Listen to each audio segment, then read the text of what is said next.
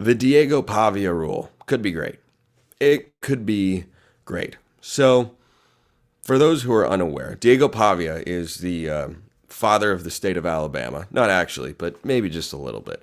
Last year, he was a quarterback at New Mexico State and went into Jordan-Hare Stadium, beat Auburn.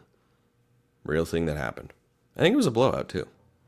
This year, he transfers to Vanderbilt. That's a bowl team, by the way, in Vanderbilt. They had a preseason win total of 2.5. Boom, 6-6. Pretty solid season. Great season for Vanderbilt, as a matter of fact. They beat Alabama and Auburn this year.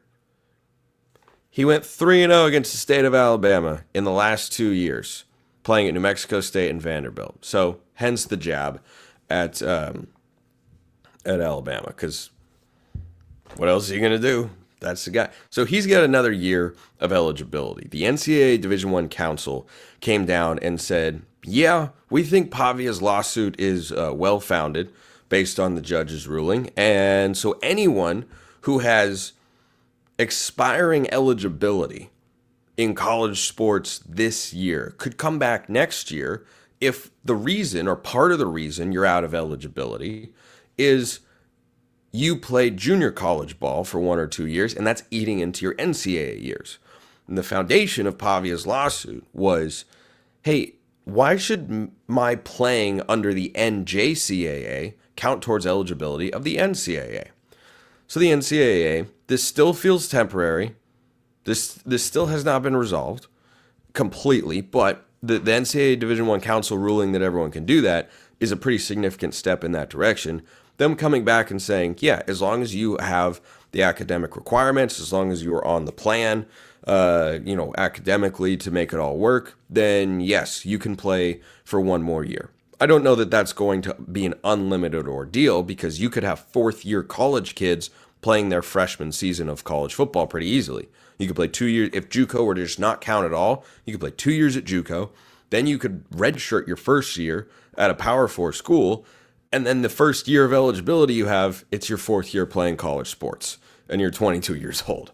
So there are still matters to be worked out. But the 2 players, there are 3 players actually, that this will could apply to for Oregon's roster next year are Jamaree Caldwell at defensive tackle, Kobe Savage starting safety, and George Silva at offensive tackle. Now, Silva is not someone who has played meaningful snaps over the last 2 years with the Ducks. He came in as the number 1 JUCO offensive tackle last year, hasn't worked his way up the depth chart.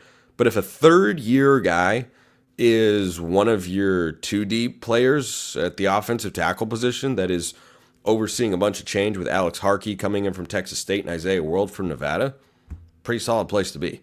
Incredibly solid place to be, as a matter of fact. But the more interesting guys for a lot of Oregon fans out there are Kobe Savage and Jamaree Caldwell. Now, these, like the ones I talked about earlier this week, Evan Stewart and Jordan James, aren't decisions we're likely to know until after the year. Dan Lanning said, well, we'll know. We'll cross that bridge when we come to it, and they're focused. Like that's, of course, what we'd want to hear. Standard operating procedure along those lines. But I don't think Savage is someone that has high-level NFL prospects. He can make a roster, maybe. But is he an earlier-on draft pick? No. I have seen nothing to indicate as much. Is Jamaree Caldwell in a class that feels like it's loaded with defensive linemen? Is he going to be an earlier-on draft pick? No. Could it be a late-round guy? Sure. I mean, you had Jordan Riley a couple of years ago from that 2022 team get drafted by the Giants in the 7th round. I think Caldwell has been a far better player than Jordan Riley was. And I mean, Riley was solid, but Caldwell has been far more disruptive and productive for Oregon this year. I didn't mean to make that rhyme. It just happened. Deal with it. I think that Caldwell has been really, really solid. When he's your probably 4th best defensive lineman, you have a great defensive line. What do you know? Oregon's got a great defensive line. Neither one of those guys, to me, are as likely or as capable of justifying a decision to go to the NFL as Evan Stewart or Jordan James. Caldwell, maybe, but Savage in particular, I would think if he can play another year of college football, he can. And you put a guy on the back end of this defense another year in the system, and you pair him with Dylan Thineman, however it's pronounced, from Purdue, who was the top safety in the transfer portal. Hard to argue that you'd feel good about a position group that just a couple weeks ago you would have had major questions about going into 2025. So this could be a really good thing, a really, really good thing for Oregon looking ahead to next season. But could I see Caldwell putting his name into the draft? Yeah, that could absolutely make sense. And that would trigger a bigger reset on Oregon's defensive line. That's when you bring in a guy like Barry Alexander to say, hey, we want to have depth. We want to have options. We feel good about XYZ young guy, Terrence Green or Michael Gardner or anybody like that from that 23 class. And maybe those guys are ready. Maybe they don't feel they're right. We know Amari Washington's ready. I can Sharpie and him and Mateo Uyunglele as starters with Tatum Tuioti on the 2025 defensive line. But that's a question mark. Jamaree Caldwell, that is, I would love to fill. That would be phenomenal. Savage on the back end, I'm here for continuity and experience production. So if those guys can return, I'd be super down. Mailbag time. Do you want to get in the mailbag? You can. YouTube comments or hit me up on Twitter. Or if you want priority access and a bunch of other perks, go become a Locked On Ducks insider. Link in the description below. You can get a free 14-day trial. Bud sends this one in. First round games were all mismatches. Who could have foreseen?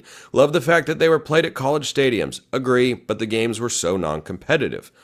I would love to see no buys, 8 teams, first 4 games at home stadium of higher seeded team. Get to that more in a moment. Semifinals at the Rose and Orange Bowl on New Year's Day. Championship at the Rose Bowl on a Saturday. Well, the part of that structure that really doesn't work, Bud, is playing a semifinal at the Rose Bowl and the national championship there, because that means one team likely gets a travel advantage depending on who you are. Like some teams might just stay out there. You know, if the national championship is on the 20th and the semifinals are on the 13th, a team might be able to stay out there, whereas the other team has to travel. So I doubt that would work. But I like where your head is at. I think that's closer to what I would like to see in college football. But are we going to get there? Of course, no. We're not going to go backwards with expanding the playoff. We're going to go forwards and expand it even more so we can let in a bunch of 9-3 SEC teams. One thing that I'd love for the committee to adopt starting in 2026, because the current format and contract is for this year and next year. After that, nothing is set in stone. I would love for teams that have earned a first round bye to get rewarded with a home playoff game. Brandon sent in a question about, playing at the Rose Bowl for Oregon's first game compared to playing at Autzen Stadium, and I thought the home playoff games were electric. They weren't great outcomes. By the way, Texas-Clemson was a competitive football game. I know that Texas wins by 14. That was a competitive football game. Texas had a big lead, but Clemson came back, and that was a legitimate game in the fourth. But the environments in all these places were great. I'm a fan. There's always been the aspect of the 12-team playoff I would like the most, and that bore itself out in the first weekend. But I would like to see a significant reward for working your way up to the top of the playoff. That way you don't have this dynamic of you lose and you get a better matchup. That just shouldn't be the case. That's got to go away. Reseeding in the second round, I think, is more than appropriate. But frankly, before I would do that, I would say give the teams that earn a bye in a 12-team playoff a home playoff game. But the bowl contracts going from, the New Year's Six to making those all a part of the playoff makes that highly unlikely. I'm speaking for 2026. I think that would be a worthy solution to pursue. But the home playoff game atmospheres, chef's kiss for college football. A lot of things to get right in the sport. A lot of things are right. A lot of things are not right. But hopefully through conversation, we can change that. So